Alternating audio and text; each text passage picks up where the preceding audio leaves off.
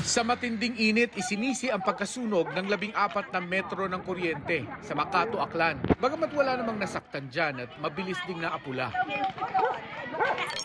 Ilang araw na ngang umaabot sa danger level ang heat index o damang init sa ilang lugar sa bansa. Sabi ng Pag-asa, ang init na nararamdaman sa maraming lugar ay ihip mula sa Pasipiko. Wala na kasi ang hanging amihan para ibsan ito. Nahudyat na rin ang opisyal na pagpasok ng tag-init. Sa ngayon, tuluyan nang nawawala o humihina yung ating northeast monsoon or amihan. So, nakatutok na po yung tinatawag na reeds of high pressure area.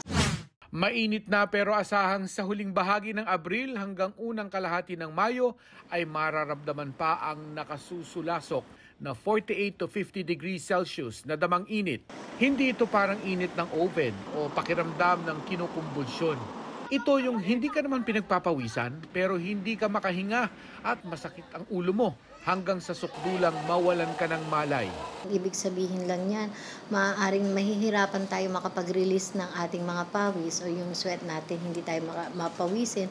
And syempre magkakaroon tayo ng tinatawag na heat exhaustion or yung heat stress or yung heat cramps. Yun yung mga possible. Mataas yung alinsangan natin, so talagang yung discomfort level natin na talagang tipong sasakit yung ating ulo, mahihilo.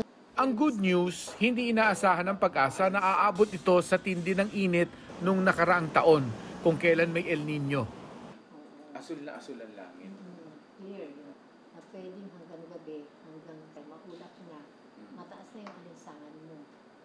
Kapag sa umaga pa lang maulap na. Pagdating ng hapon, tataas na yung alinsangan mo.